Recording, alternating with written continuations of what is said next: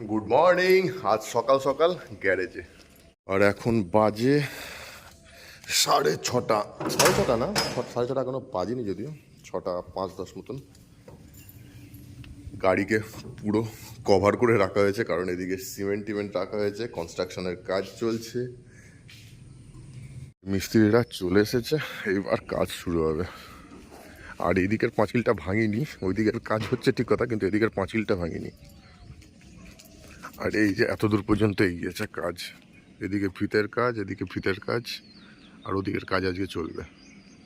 পূর্ব আকাশে এখনো পর্যন্ত সূর্য ওঠেনি। আর এই যে এই দিকের কাজ আজকে হবে, এই দিকের কাজ হবে, ভিত করা হবে।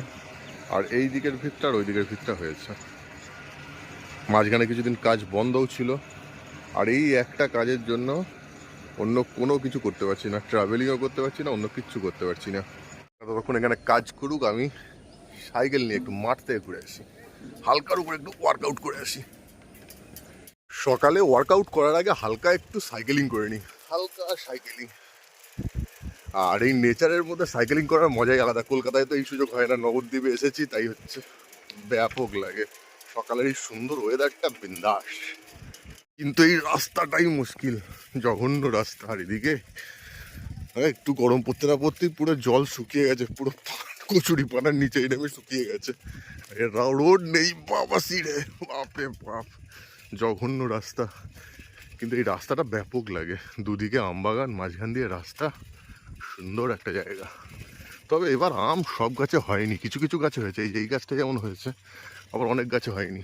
এই গাছটায় অল্প অল্প হয়েছে, এই গাছটায় হয়নি, এই দিকের গাছটায় হয়েছে। মানে অদ্ভুত ধরনের। এবার দেখা যায় যে একটা গাছে 1 বছর আম হলে পরের বছর আর সেই গাছে আম হয় না। যেখানে আছে তপোবন মঠ, শ্রী শঙ্করাচার্য তপোবন মঠ। জেনারেলি নবদ্বীপ যারা ঘুরতে আসে তারা এই মঠটার সম্বন্ধে কেউই জানে না, খুব লোকে আসে না, পুরো নিরিবিলি থাকে, খুব বড়ও না, মোটামুটির মধ্যে সুন্দর একটা মঠ। নবদ্বীপের রেল স্টেশন বিষ্ণুপ্রিয়া হল থেকে মাত্র 2.5 কিলোমিটার দূরে, কিন্তু সম্পূর্ণ নির্জন, পুরো প্রকৃতির কোলে। প্রকৃতির কোলে একটা সুন্দর মঠ। কোনো একদিন আসবো এখানে ঘুরতে, আজকে এখন টাইম নেই, কোনো একদিন আসবো। আর এইটুকু সাইকেল চালিয়ে মোটামুটি ঘাম হতে শুরু করে দিয়েছে, প্রচণ্ড গরম পড়ে গেছে। মাঠে সব মর্নিং ওয়াক করছে, এদিকে বাচ্চারা খেলছে ফুটবল, কেউ কেউ দৌড়াচ্ছে।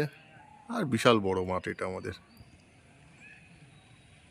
আর আমার আজকের মতো ওয়ার্কআউট কমপ্লিট। পায়ে টান আছে, বেশি করলে আবার লেগে যেতে পারে, আরও ব্যথা হতে পারে। কালুবাবু, কালুবাবু, কি হলো? আসুন আসুন। প্রায় 8টা বাজতে চললো, আর এখনো পর্যন্ত সূর্য ওঠেনি। আর এদিকে চিড়ে কল চালু হয়ে গেছে, ঘ্যার ঘ্যার ঘ্যার করে আওয়াজ। আর এই যে কাজ মোটামুটি এগোচ্ছে।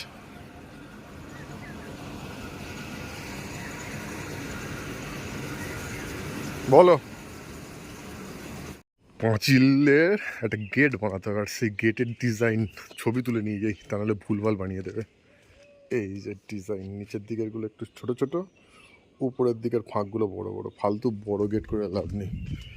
এই যে এই গেট, এগুলো সব ঘরের গেট ঠিক আছে, এটা আমাদের বেড়ের গেট, এই ঠিক আছে।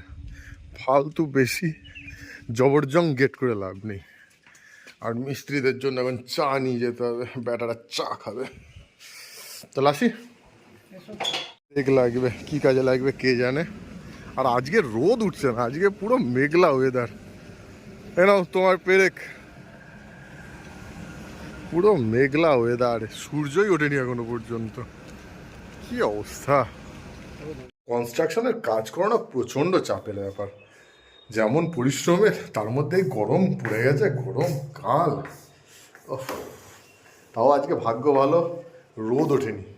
এই যে বাইরের অবস্থা, অন্যান্য দিন রোদে একদম মাথা খারাপ করে দেয়, আজকে অন্তত রোদ ওঠেনি, মেঘলা ওয়েদার রয়েছে। আর ওখানের পাঁচিল কমপ্লিট হয়ে গেলে আবার এখানে করতে হবে।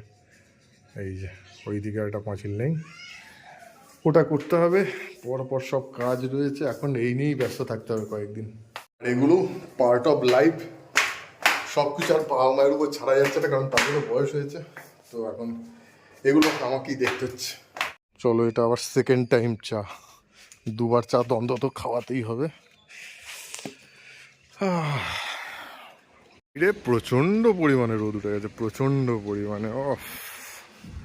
মাথা খারাপ অবস্থা। আর কাজ চলছে, চলুক। রোদে পুরো চুল মনে হচ্ছে ড্রাই হয়ে গেছে, আর মুখ চোখ পুরো পুড়ে গেছে মনে হচ্ছে। কনস্ট্রাকশনের কাজ করানো সত্যি একটা টাফ কাজ, কিন্তু কিছু করার নেই, করতে হবে। আর প্রচণ্ড পরিশ্রম হয়ে যাচ্ছে সারাটা দিন ওখানে, আর এখানে এসে ওই খুচখাচ কাজ, বিকেলে বেরোতে ইচ্ছে করছে না, আর রাতে তো কি ঘুম হচ্ছে বলার কথা নয়। আর পুরো পুরো আটকে গেছি, জাস্ট অফিস, আর যেদিন ছুটি থাকছে সেখানে এই পুরো আটকে গেছি। এই কাজটা কমপ্লিট না হওয়া পর্যন্ত কোনো ট্রিপ করতে পারছি না, কোনো প্ল্যান করতে পারছি না, কোনো কিচ্ছু করতে পারছি না। আই হোপ আর এক সপ্তাহের ব্যাপার আছে, এক সপ্তাহের মধ্যে মোটামুটি যা কাজ আছে কাজগুলো কমপ্লিট হয়ে যাবে। কাজগুলো কমপ্লিট হয়ে যাওয়ার পর একটা বড় কিছু প্ল্যানিং করার ইচ্ছা আছে, দেখা যাক। চলো, মোটামুটি কি কারণে ভিডিও আসছে না বা কি কারণে কিছু করছি না তার একটা আপডেট। আর বেশ কিছু প্রবলেম হচ্ছে গ্যারেজে, সেগুলো নিয়ে একটা পরে ভিডিও বানাবো, তো সেগুলো আপনারা দেখতে পাবেন। সো এই ভিডিওটা আর বড় করবো না, বড় করার কোনো মানেও নেই। সো এই ভিডিওটা এখানেই শেষ করছি। আই হোপ আপনাদের ভালো লেগেছে। ভালো লাগলে অবশ্যই লাইক করুন, কমেন্ট করুন, আর এখনো পর্যন্ত যারা চ্যানেল সাবস্ক্রাইব করেনি তারা সাবস্ক্রাইব করে নিন, যাতে আমরা সবাই একসঙ্গে যুক্ত থাকতে পারি। সো এতক্ষণ সঙ্গে থাকার জন্য আপনাদের সবাইকে অসংখ্য ধন্যবাদ। Thank you, thank you, thank you.